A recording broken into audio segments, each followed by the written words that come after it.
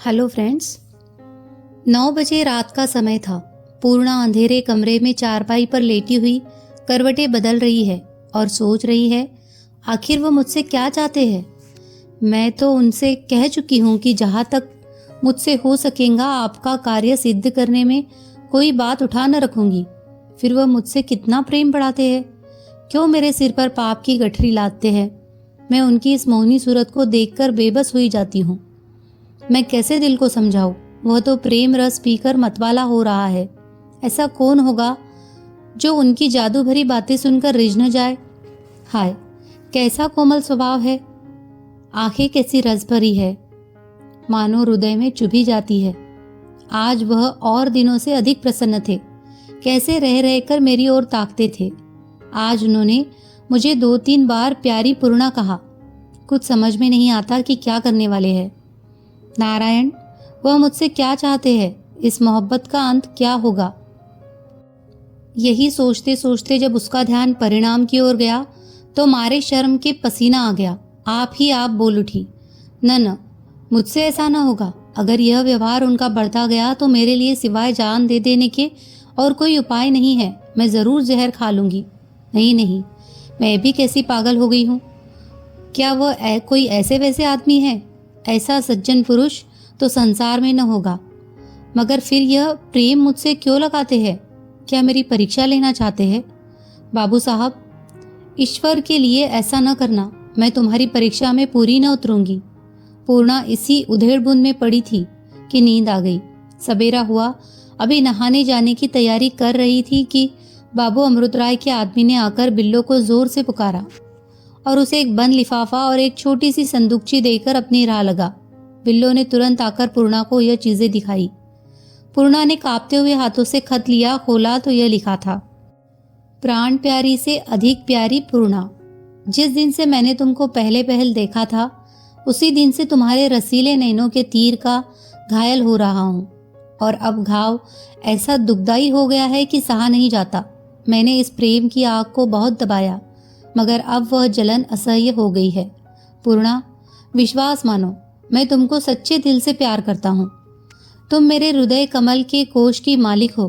उठते बैठते तुम्हारा मुस्कुराता हुआ चित्र आंखों के सामने फिरा करता है।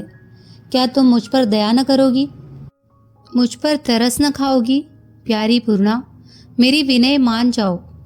मुझको अपना दास, अपना सेवक बना लो। मैं तुमसे कोई अनुचित बात नहीं चाहता। नारायण, कदापि नहीं। मैं तुमसे शास्त्रीय रीति पर विवाह करना चाहता हूँ। ऐसा विवाह तुमको अनोखा मालूम होगा। तुम समझोगी यह धोखे की बात है, मगर सत्य मानो अब इस देश में ऐसे विवाह कहीं कहीं होने लगे हैं।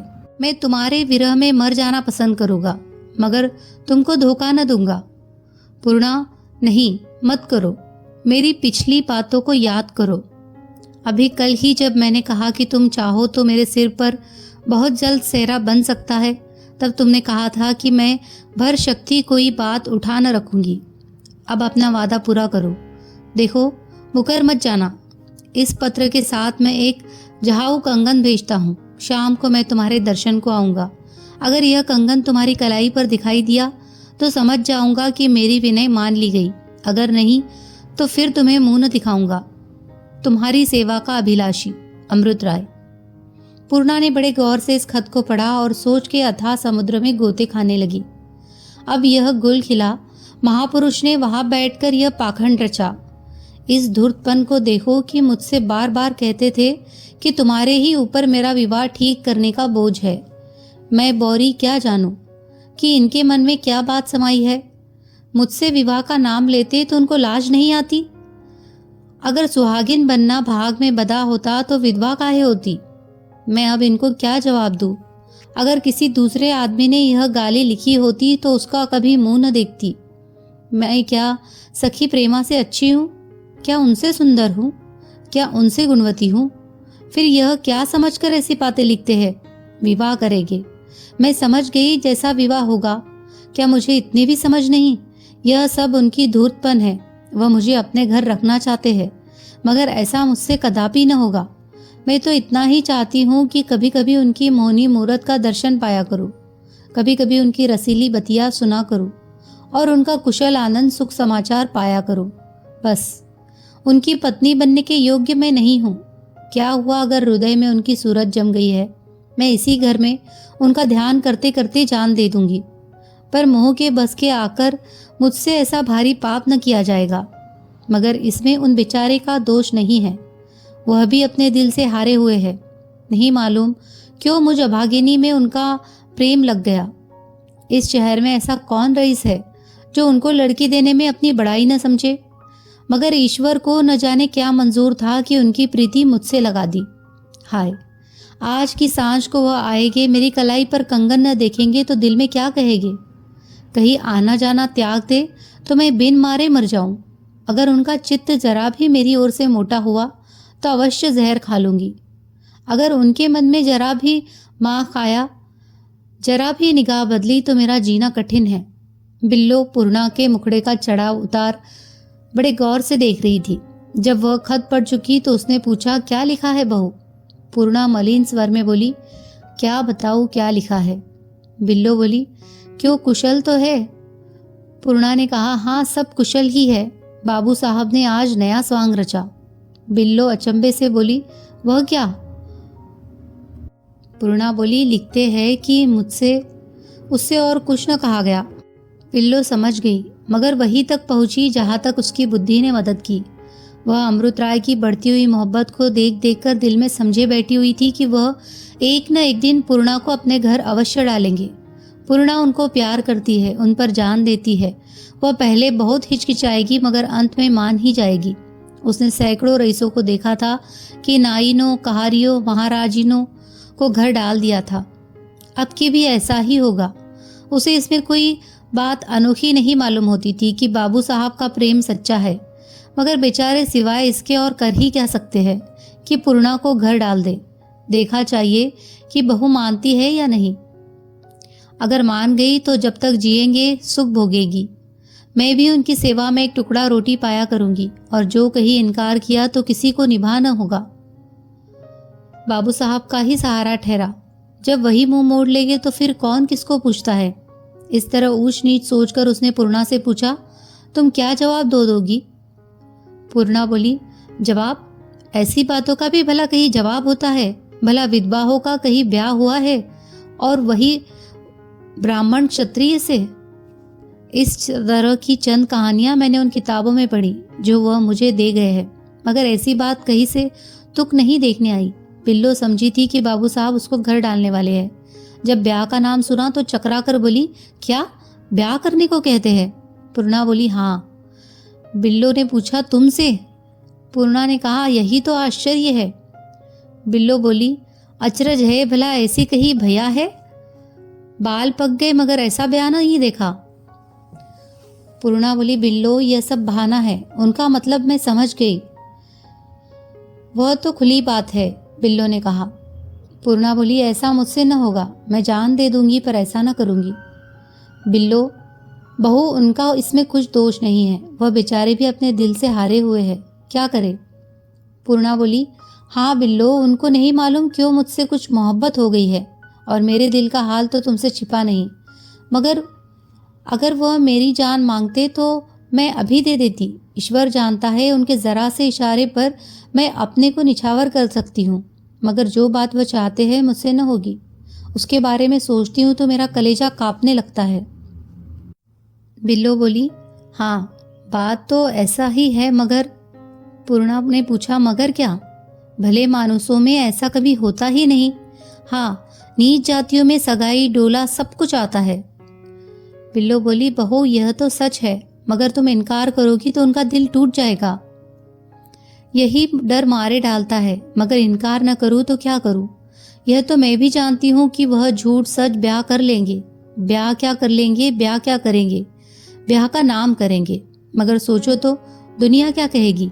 लोग अभी से बदनाम कर रहे हैं तो न जाने और क्या क्या आक्षेप लगाएंगे।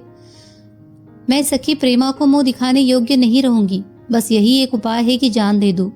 न रहे बांस न बजेंगे बांसुरी। उनको 2-4 दिन का रंज रहेगा, आखिर भूल जाएंगे, मेरी तो इज्जत बच जाएगी।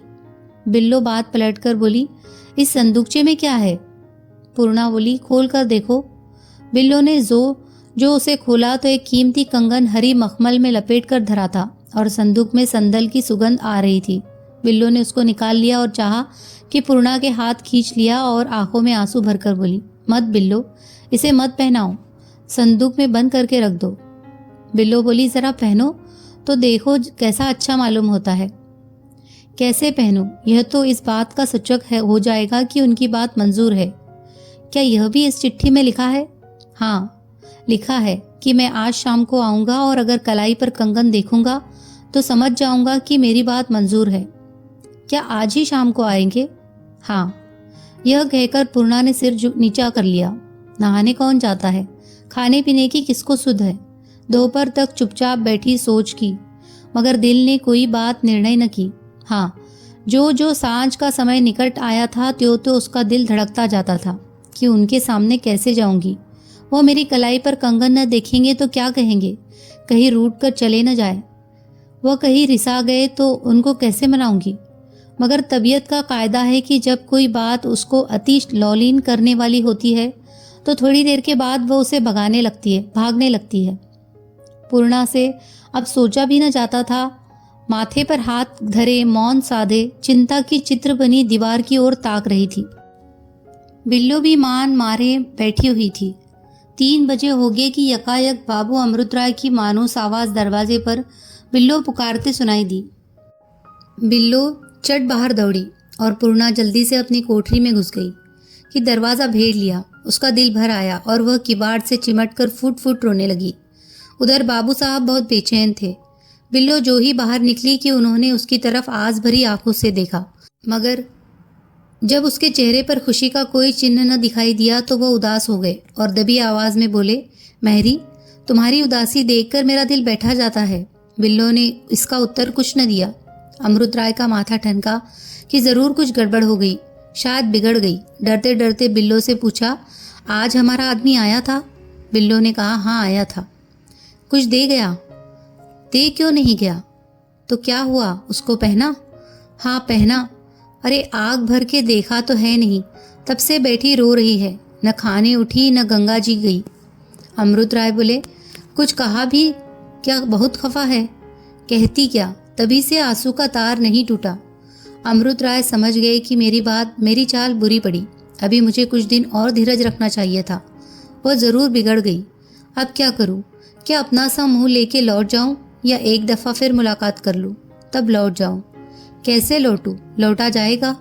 हाय, अब न लौटा जाएगा।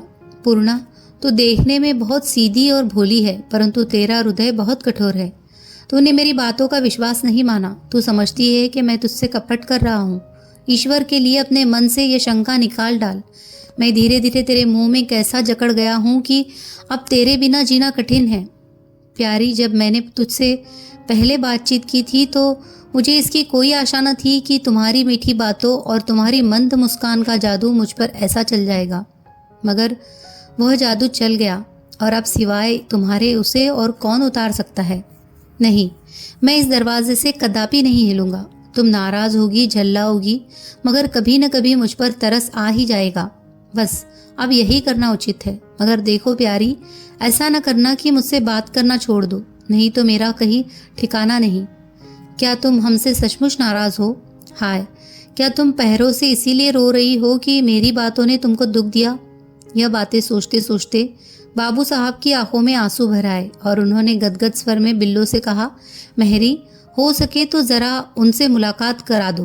कह दो एकदम के लिए मिल जाए। मुझ पर इतनी कृपा करो। मेहरी ने जो उनकी आंखें लाल देखी तो दौड़ती हुई घर में आई और पूर्णा के कमरे में किवाड़ खटखटाकर बोली, बहू, क्या गजब करती हो? बाहर निकलो, बेचारे खड़े रो रहे हैं। पूर्णा ने इरादा कर लिया था कि मैं उनके सामने कदापि न जाऊंगी।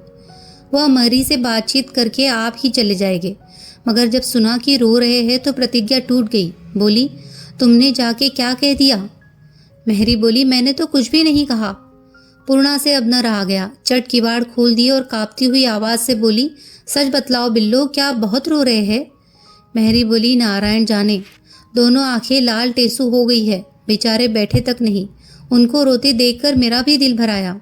इतने में बाबू अमृतराय ने पुकार कर कहा, बिल्लो, मैं जाता हूँ, अपनी सरकार से कह दो अपराध क्षमा करे। पूर्णा ने आवाज सुनी। वह एक ऐसे आदमी की आवाज थी जो निराशा के समुद्र में डूबता हो। पूर्णा को ऐसा मालूम हुआ जैसे उसके हृदय को किसी ने छेद दिया। आंखों से आंसू की झड़ी लग गई। बिल्लो ने कहा, बहू हाथ जोड़ती हूँ, चली चलो, जिसमें उनकी भी खातिरी हो जाए। यह कहकर उसने आप से उठती हुई पूर्णा का हाथ पकड़कर उठाया और वह घूंघट निकालकर आंसू पोंछती हुई मर्दाने कमरे की तरफ चली। बिल्लो ने देखा कि उसके हाथों में कंगन नहीं है। चट संदूकची उठा लाई और पूर्णा का हाथ पकड़कर चाहती थी कि कंगन पहना दे, मगर पूर्णा ने हाथ झटक कर छुड़ा लिया और दम की दम में बैठक के भीतर दरवाजे पर आके खड़ी रो रही थी। उसकी दोनों आंखें लाल थी और ताजे आंसुओं की रेखाएं गालों पर बनी हुई थी। पूर्णा ने घूंघट उठाकर प्रेम रस से भरी हुई आंखों से उनकी ओर ताका। दोनों की आंखें चार हुई। अमृत राय बेबस होकर बढ़े। सिसकती हुई पूर्णा का हाथ पकड़ लिया और बड़ी दीनता से बोले, पूर्णा, ईश्वर के लिए मुझ पर दया करो। यह आंखों देखी बात है कि बहुत करके झूठी और बेसिर पैर की बातें आप ही आप फैला जाया करती है। तो भला जिस बात में सच्चाई नाम मात्र भी मिली हो उसको फैलते कितनी देर लगती है। चारों ओर यही चर्चा थी कि अमृत राय उस विधवा ब्राह्मणी के घर पहुंच आया जाया करता है। सारे शहर के लोग कसम खाने पर उद्यत थे कि इन दोनों में कुछ साठगांठ जरूर है। कुछ दिनों से पंडाइन और चौबाइन आदि ने भी पूर्णा के बनाव चुनाव पर नाक भौं चढ़ाना छोड़ दिया था, क्योंकि उनके विचार में अब वह ऐसे बंधनों की भागी थी। जो लोग विद्वान थे और हिंदुस्तान के दूसरे देशों के हाल जानते थे, उनको इस बात की बड़ी चिंता थी कि कहीं यह दोनों नियोग न कर ले। हजारों आदमी इस घात में थे कि अगर कभी रात को अमृत राय पूर्णा की ओर जाते पकड़े जाए तो फिर लौटकर घर न जाने पावे। अगर कोई अभी तक अमृत राय की नीयत की सफाई पर विश्वास रखता था तो वह प्रेमा थी। वो बेचारी विरागनी में जलते जलते काटा हो गई थी, मगर अभी तक उनकी मोहब्बत उसके दिल में वैसी ही बनी हुई थी। उसके दिल में कोई बैठा हुआ कह रहा था कि तेरा विवाह उनसे अवश्य होगा। इसी आशा पर उसके जीवन का आधार था। वह उन लोगों में थी जो एक ही बार दिल का सौदा कर चुकते हैं। आज पूर्णा से वचन लेकर बाबू साहब बंगले पर पहुंचने भी न पाए थे कि यह खबर एक कान से दूसरे कान फैलने लगी और शाम होते होते सारे शहर में यही बात गूंजने लगी। जो कोई सुनता उससे पहले तो विश्वास न आता। क्या इतने मान मर्यादा के ईसाई हो गए हैं? बस उसकी शंका मिट जाती। वह उनको गालियां देता, कोसता। रात तो किसी तरह कटी। सवेरा होते ही मुंशी बद्री प्रसाद के मकान पर सारे नगर के पंडित, विद्वान, धनाढ्य और प्रतिष्ठित लोग एकत्र हुए और इसका विचार होने लगा कि यह शादी कैसे रोकी जाए। पंडित भृगुदत्त विवाह वर्जित है, कोई हमसे शास्त्र कर ले। वेद पुराण में कहीं ऐसा अधिकार कोई दिखा दे तो हम आज पंडिताई करना छोड़ दे। इस पर बहुत से आदमी चिल्लाए, हाँ हाँ जरूर, शास्त्रार्थ है। शास्त्रार्थ का नाम सुनते ही इधर उधर से सैकड़ों पंडित विद्यार्थी बगलों में पोथियां दबाए, सिर घुटाए, अंगोछा कंधे पर रखे, मुंह में तंबाकू भरे इकट्ठे हो गए और झकझक होने लगी कि जरूर शास्त्रार्थ हो। पहले ये श्लोक पूछा जाए, उसका यह उत्तर दे, तो फिर यह प्रश्न किया जाए। अगर उत्तर देने में वह लोग साहित्य या व्याकरण में जरा भी चुके तो जीत हमारे हाथ हो जाए। सैकड़ों कटमुल्ले गवार भी इसी मंडली में मिलकर कोलाहल मचा रहे थे। मुंशी बद्री प्रसाद ने जब इनको शास्त्रार्थ करने पर उतारू देखा तो बोले, किससे करोगे शास्त्रार्थ? मान लो वो शास्त्रार्थ न करे तब? सेठ धुनीमल बोले, बिना शास्त्रार्थ किए विवाह कर लेंगे। धोती संभाल कर थाने में रपट कर दूंगा। ठंकुर जोरावर सिंह मूछों पर ताव देकर बोले, कोई ठट्टा है ब्याह करना? सिर काट डालूंगा, लहू की नदी बह जाएगी। राव साहब बोले, वार्ता की बारात काट डाली जाएगी। इतने में सैकड़ों आदमी और आ डटे और आग में ईंधन लगाने लगे। एक बोला, जरूर सिर गंजा कर दिया जाए। दूसरा बोला, घर में आग लगा देंगे, सब बारात जल भुन जाएगी। तीसरा बोला, पहले उस यात्री का गला घोट देंगे।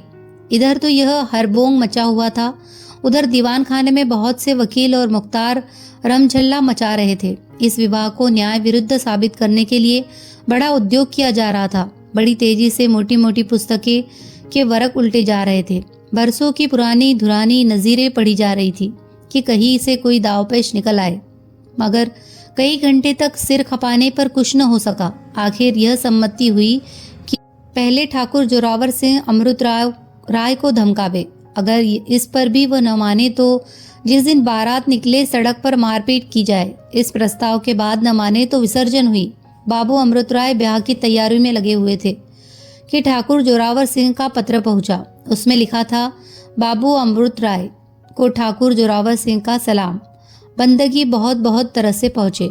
आगे हमने सुना है कि आप किसी विधवा ब्राह्मणी से विवाह करने वाले हैं। हम आपसे कह देते हैं कि भूल कर भी ऐसा न कीजिएगा, नहीं तो आप जाने और आपका काम। जोरावर सिंह एक धनाढ्य और प्रतिष्ठित आदमी होने के उपरांत उस शहर के लठैतों और बाकी आदमियों का सरदार था और कई बार बड़े बड़ों को नीचा दिखा चुका था। उसकी धमकी ऐसी न थी कि अमृत राय पर उसका कुछ असर न पड़ता। चिट्ठी को देखते ही उनके चेहरे का रंग उड़ गया। सोचने लगे कि ऐसी कौन सी चाल चलूं कि इसको अपना आदमी बना लूं, कि इतने में दूसरी चिट्ठी पहुंची। यह गुमनाम थी और उसका आशय भी पहली चिट्ठी से मिलता था। इसके बाद शाम होते होते सैकड़ों गुमनाम चिट्ठियां आई। कोई कहता था कि अगर फिर ब्याह का नाम लिया तो घर में आग लगा देंगे। कोई सिर काटने की धमकी देता था, कोई पेट में छुरी भोंकने के लिए तैयार था और कोई मूंछ के बाल उखाड़ने के लिए चुटकियां गर्म कर रहा था। अमृत राय यह तो जानते थे कि शहर वाले विरोध अवश्य करेंगे, मगर उनको इस तरह की राड़ का गुमान भी न था। इन धमकियों ने जरा देर के लिए उन्हें भय में डाल दिया। अपने से अधिक खटका उनको पूर्णा के बारे में था कि कहीं यही सब दृष्टि उसे न हो कोई धान अपने से अधिक खटका उनको पूर्णा के बारे में था कि कहीं यही सब दुष्ट उसे न कोई हानि पहुंचावे। उसी दम कपड़े पहन बैलगाड़ी पर सवार होकर चटपट मजिस्ट्रेट की सेवा में उपस्थित हुए और उनसे पूरा वृत्तांत कहा। बाबू साहब का अंग्रेजों में बहुत मान था, इसीलिए नहीं कि वह खुशामदी थे या अफसरों की पूजा किया करते थे, किंतु इसलिए कि वह अपनी मर्यादा रखना आप जानते थे। साहब ने उनका बड़ा आदर किया, उनकी बातें बड़े ध्यान से सुनी, सामाजिक सुधार की आवश्यकता को माना और पुलिस के सुपरिटेंडेंट को लिखा कि आप अमृत राय की रक्षा के वास्ते एक गार्ड रवाना कीजिए और खबर लेते रहिए कि मारपीट खून खराबा न हो जाए। सांझ होते होते 30 सिपाहियों का एक गार्ड बाबू साहब के मकान पर पहुंच गया, जिनमें से 5 बलवान आदमी पूर्णा के मकान की हिफाजत करने के लिए भेज गए। शहर वालों ने जब देखा कि बाबू साहब ऐसा प्रबंध कर रहे हैं तो और भी चिल्लाए। मुंशी बद्री प्रसाद अपने सहायकों को लेकर मजिस्ट्रेट के पास पहुंचे और दुहाई मचाई कि अगर वह विवाह रोक न दिया गया तो शहर में बड़ा उपद्रव होगा और बलवा हो जाने का डर है। मगर साहब समझ गए कि यह लोग मिलजुल कर अमृत राय को हानि पहुंचाना चाहते हैं। मुंशी जी से कहा कि सरकार, किसी आदमी की शादी विवाह में विघ्न डालना नियम के विरुद्ध है, जब तक कि उस काम से किसी दूसरे मनुष्य को कोई दुख न हो। यह टकासा जवाब पाकर मुंशी जी बहुत लज्जित हुए। वहां से जल भुनकर मकान पर आए और अपने सहायकों के साथ बैठकर फैसला किया कि जो ही बारात निकले उसी दम 50 आदमी उस पर टूट पड़े। पुलिस वालों की भी खबर ले, अमृत राय की भी, हड्डी पसली तोड़कर धर दे। बाबू अमृत राय के लिए यह सब बहुत नाजुक था, मगर वह देश का हितैषी तन मन धन से इस सुधार के काम में लगा हुआ था। विवाह का दिन आज से 1 सप्ताह पीछे नियत किया गया, क्योंकि ज्यादा विलंब करना उचित न था और यह 7 दिन बाबू साहब ने ऐसी हैरानी में काटे कि जिसका वर्णन नहीं किया जा सकता। प्रतिदिन वह 2 कांस्टेबलों के साथ पिस्तौलों की जोड़ी लगाए 2 बार पूर्णा के मकान पर जाते। अब वह बेचारी मारे डर के मरी जाती थी। वह अपने को बार बार कोसती कि मैंने क्यों इनको आशा दिलाकर यह जोखिम में मोल ली। अगर इन दुष्टों ने कहीं उन्हें कोई हानि पहुंचाई तो वह मेरी ही नादानी का फल होगा। यद्यपि उसकी रक्षा के लिए कई सिपाही नियत थे, मगर रात भर उसकी आंखों में नींद न आती। पत्ता भी खड़कता तो चौंक कर उठ जाती। जब बाबू साहब सवेरे आकर उसको ढाढ़स देते तो जाकर उसकी जान में जान आती। अमृत राय ने चिट्ठियां तो इधर से उधर भेज ही दी थी। विवाह के 3-4 दिन पहले से मेहमान आने लगे। कोई मुंबई से आता था, कोई मद्रास से, कोई पंजाब से और कोई बंगाल से। बनारस में सामाजिक सुधार के विरोधियों का बड़ा जोर था और सारे भारतवर्ष के रिफार्मरों के जी में लगी हुई थी कि चाहे जो हो, बनारस में सुधार के चमत्कार फैलाने का ऐसा अपूर्व समय हाथ से न जाने देना चाहिए। वह इतनी दूर दूर से इसीलिए आते थे कि सब काशी की भूमि में रिफार्म की पताका अवश्य गाड़ दे। वो जानते थे कि अगर इस शहर में यह विवाह हो तो फिर इस सूबे के दूसरे शहरों के रिफार्मरों के लिए रास्ता खुल जाएगा। अमृत राय मेहमानों की आवभगत में लगे हुए थे और उनके उत्साही चेले साफ सुथरे कपड़े पहने स्टेशन पर जा जाकर मेहमानों को आदरपूर्वक लाते और उन्हें सजे हुए कमरों में ठहराते थे। विवाह के दिन यहाँ कोई 150 मेहमान जमा हो गए।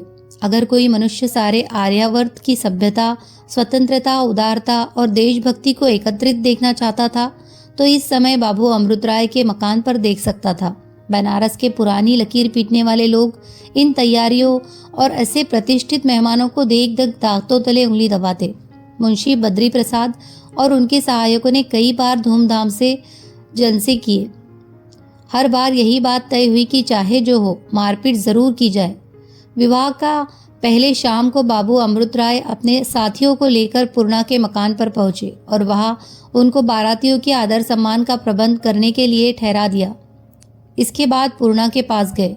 इनको देखते ही उसकी आंखों में आंसू भर आए। अमृत गले से लगकर, प्यारी पूर्णा, डरो मत, ईश्वर चाहेगा तो बैरी हमारा बाल भी पाका न कर सकेंगे। कल जो बारात यहाँ आएगी वैसी आज तक इस शहर में किसी के दरवाजे पर ना आई होगी। पूर्णा बोली, मगर मैं क्या करूं? मुझे मालूम होता है कि कल जरूर मारपीट होगी। चारों ओर से यह खबर सुन सुन मेरा जी आधा हो रहा है। इस वक्त भी मुंशी जी के यहाँ लोग जमा है। अमृत बोले, प्यारी, तुम इन बातों को जरा भी ध्यान में न लाओ। मुंशी जी के यहाँ तो ऐसे जलसे महीनों से हो रहे हैं और सदा हुआ करेंगे। इसका क्या डर? दिल को मजबूत रखो। बस यह रात और बीच है। कल प्यारी पूर्णा मेरे घर पर होगी। वो मेरे लिए कैसे आनंद का समय होगा। पूर्णा यह सुनकर अपना डर भूल गई। बाबू साहब को प्यारी की निगाहों से देखा और जब चलने लगे तो उनके गले से लिपट कर बोली, तुमको मेरी कसम, इन दुष्टों से बचे रहना। अमृत राय ने उसे छाती से लगा लिया और समझा बुझाकर अपने मकान को रवाना हुए।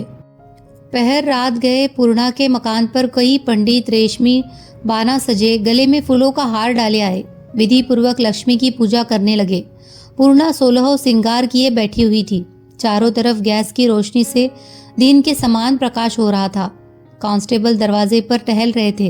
दरवाजे का मैदान साफ किया जा रहा था और शामियाना खड़ा किया जा रहा था। कुर्सियां लगाई जा रही थी। फर्श बिछाया गया। गमले सजाए गए। सारी रात इन्हीं तैयारियों में कटी और सवेरा होते ही बारात अमृत राय के घर से चली। बारात क्या थी? सभ्यता और स्वाधीनता की चलती फिरती तस्वीर थी।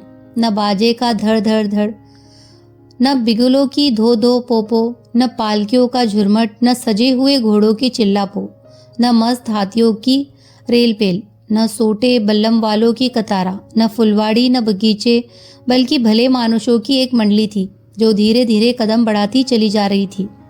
दोनों तरफ जंगी पुलिस के आदमी वर्दियां डाटे सोटे लिए खड़े थे। सड़क के इधर उधर झुंड के झुंड आदमी लंबी लंबी लाठियां लिए एकत्र थे और बारात की ओर देख देख दांत पीसते थे। मगर पुलिस का वह रोब था कि किसी को चू करने का भी साहस नहीं होता था। बारातियों से 50 कदम की दूरी पर रिजर्व पुलिस के सवार हथियारों से लैस घोड़ों पर रान पटरी जमाए भाले चमकाते और घोड़ों को उछालते चले जाते थे। 30 पर भी सबको यह खटका लगा हुआ था कि कहीं पुलिस के भय का यह तिलिस्म टूट न जाए। यद्यपि बारातियों के चेहरे से घबराहट लेश मात्र भी न पाई जाती थी, तथापि दिल सबके धड़क रहे थे। जरा भी सटपट होती तो सबके कान खड़े हो जाते। एक बार दुष्टों ने सचमुच धावा कर ही दिया। चारों ओर हलचल मच गई। मगर उसी दम पुलिस ने भी डबल मार्च किया और दम की दम में कई फसादियों की मुश्कें कस ली। फिर किसी को उपद्रव मचाने का साहस न हुआ। किसी तरह घंटे भर में बारात पूर्णा के मकान पर पहुंची। यहाँ पहले से ही बारातियों के शुभागमन का सामान किया गया था। आंगन में फर्श लगा हुआ था, कुर्सियां धरी हुई थी और बीचों बीच में कई पूज्य ब्राह्मण हवन कुंड के किनारे बैठकर आहुति दे रहे थे। हवन की सुगंध चारों ओर उड़ रही थी। उस पर मंत्रों के मीठे मीठे मध्यम और मनोहर स्वर जब कान में आते तो दिल आप ही उछलने लगता। जब सब बाराती बैठ गए तब उनके माथे पर केसर और चंदन मला गया। उनके गलों में हार डाले गए और बाबू अमृत राय पर सब आदमियों ने पुष्पों की वर्षा की। इसके पीछे घर मकान के भीतर गया और वहां विधि पूर्वक विवाह हुआ। न गीत गाए गए, न गाली गलौज की नौबत आई, न नेकचार का उधम मचा। भीतर तो शादी हो रही थी, बाहर हजारों आदमी लाठियां और सोटे लिए गुल मचा रहे थे।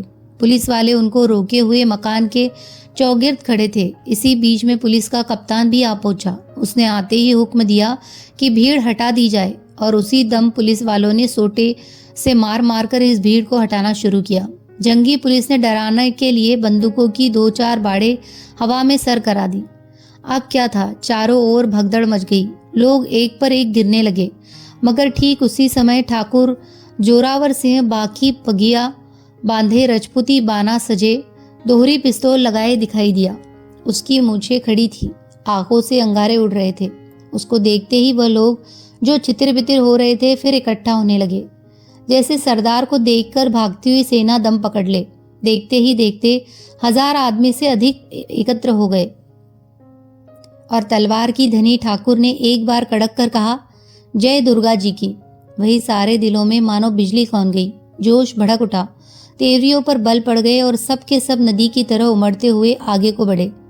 जंगी पुलिस वाले भी संगीने चढ़ाए, साफ बांधे, डटे खड़े थे। चारों ओर भयानक सन्नाटा छाया हुआ था। धड़का लगा हुआ था कि अब कोई दम में लहू की नदी बहाना चाहती है। कप्तान ने जब इस बाढ़ को अपने ऊपर आते देखा तो अपने सिपाहियों को ललकारा और बड़े जीवट से मैदान में आकर सवारों को उभारने लगा कि यकायक पिस्तौल की आवाज आई और कप्तान की टोपी जमीन पर गिर पड़ी। मगर घाव ऊंचा था। कप्तान ने देख लिया था कि यह पिस्तौल जोरावर सिंह ने सर की है। उसने भी चट अपनी बंदूक संभाली और निशाने लगाना था कि धाय से आवाज हुई और जोरावर सिंह चारों खाने चित जमीन पर आ रहा। उसके गिरते ही सबके हियाव छूट गए। वे भेड़ों की भांति भागने लगे। जिधर सिंह समाई चल निकला। कोई आधा घंटे में वहां चिड़िया का पूत भी न दिखाई दिया। बाहर तो यह उपद्रव मचा था, भीतर दुल्हा दुल्हन मारे डर के सूखे जाते थे। बाबू अमृत राय जी दम दम की खबर मांगाते और थर थर कांपती हुई पूर्णा को ढारस देते। वो बेचारी रो रही थी कि मुझ अभागिनी के लिए माथा पिटौचल हो रही है कि इतने में बंदूक छूटी। या नारायण, अब की किसकी जान गई। अमृत राय घबराकर उठे कि जरा बाहर जाकर देखे, मगर पूर्णा से हाथ न छुड़ा सके। इतने में एक आदमी ने फिर आकर कहा, बाबू साहब, ठाकुर ढेर हो गए। कप्तान ने गोली मार दी। आधा घंटे में मैदान साफ हो गया और अब यहाँ से बारात की विदाई की ठहरी। पूर्णा और बिल्लो एक सेज गाड़ी में बिठाई गई और जिस सज धज से बारात आई थी उसी तरह वापस हुई। अब की किसी को सिर उठाने का साहस नहीं हुआ। इसमें संदेह नहीं कि इधर उधर झुंड आदमी जमा थे और इस मंडली को क्रोध की निगाहों से देख रहे थे। कभी कभी मनचला जवान एक आध पत्थर भी चला देता था। कभी तालियां बजाई जाती थी, मुंह चिढ़ाया जाता था, मगर इन शरारतों से ऐसे दिल के पोढ़े आदमियों की गंभीरता में क्या विघ्न पड़ सकता था। कोई आधा घंटे में बारात ठिकाने पर पहुंची। दुल्हन उतारी गई और बारातियों की जान में जान आई। अमृत राय की खुशी का क्या पूछना। वह दौड़ दौड़कर सबसे हाथ मिलाने फिरते थे। बाछे खिली जाती थी। जो ही दुल्हन उस कमरे में पहुंची जो स्वयं आप ही दुल्हन की तरह सजा हुआ था, तो अमृत राय ने आकर कहा, प्यारी, लो, हम कुशल से पहुंच गए। तुम तो रो रही हो। यह कहते हुए उन्होंने रुमाल से उसके आंसू पोंछे और उसे गले से लगाया। प्रेम रस की माती पूर्णा ने अमृत राय का हाथ पकड़ लिया और बोली, आप तो आज ऐसे प्रसन्नचित है मानो कोई राज मिल गया है। अमृत लिपटा कर बोले, कोई झूठ है। जिसे ऐसी रानी मिले उसे राज की क्या परवाह। आज का दिन आनंद में कटा। दूसरे दिन बारातियों ने विदा होने की आज्ञा मांगी, मगर अमृत राय की यह सलाह हुई कि लाला धनुषधारी लाल कम से कम एक बार सबको अपने व्याख्यान से कृतज्ञ करे। यह सलाह सबको पसंद आई। अमृत राय ने अपने बगीचे में एक बड़ा शामियाना खड़ा करवाया और बड़े उत्सव से सभा हुई। वहाँ धुआंधार व्याख्यान हुए कि सामाजिक सुधार का गौरव सबके दिलों में बैठ गया। फिर तो 2 जलसे और भी हुए और दूने धूमधाम के साथ। सारा शहर टूट पड़ता था। सैकड़ों आदमियों का जनेऊ टूट गया। इस उत्सव के बाद 2 विधवा विवाह और हुए। दोनों दूल्हे अमृत राय के उत्साही सहायकों में थे और दुल्हनों में से एक पूर्णा के साथ गंगा नहाने वाली रामकली थी। चौथे दिन सब नेवतरी विदा हुए। पूर्णा बहुत कन्नी काटती फिरी, मगर बारातियों के आग्रह से मजबूर होकर उनसे मुलाकात करनी ही पड़ी और लाला धनुषधारी लाल ने तो 3 दिन उसे बराबर स्त्री धर्म की शिक्षा दी। शादी के चौथे दिन बाद पूर्णा बैठी हुई थी कि एक औरत ने आकर उसके एक बंद लिफाफा दिया। पढ़ा तो प्रेमा का प्रेम पत्र था। उसने उसे मुबारकबाद दी थी और बाबू अमृत राय की वह तस्वीर जो बरसों से उसके गले का हार हो रही थी, पूर्णा के लिए भेज दी थी। उस खत की आखिरी सत्तरे यह थी, सखी तुम बड़ी भाग्यवती हो, ईश्वर सदा तुम्हारा सुहाग कायम रखे। तुम्हारे पति की तस्वीर तुम्हारे पास भेजती हूँ, इसे मेरी यादगार समझना। तुम जानती हो कि मैं इसको जान से ज़्यादा प्यारी समझती रही, मगर अब मैं इस योग्य नहीं कि इसे अपने पास रख सकूं। अब यह तुमको मुबारक हो प्यारी, मुझे भूलना मत। अपने प्यारे पति को मेरी ओर से धन्यवाद देना। तुम्हारी अभागिनी सखी प्रेमा। अफसोस आज के 15वें दिन बेचारी प्रेमा बाबू दाननाथ के गले बांध दी गई। बड़े धूमधाम से बारात निकली। हजारों रुपया लुटा दिया गया। कई दिन तक सारा शहर मुंशी बद्री प्रसाद के दरवाजे पर नाच देखता रहा। लाखों का वारा न्यारा हो गया। ब्याह के तीसरे ही दिन मुंशी जी परलोक को सिधारे। ईश्वर उनको स्वर्गवास दे।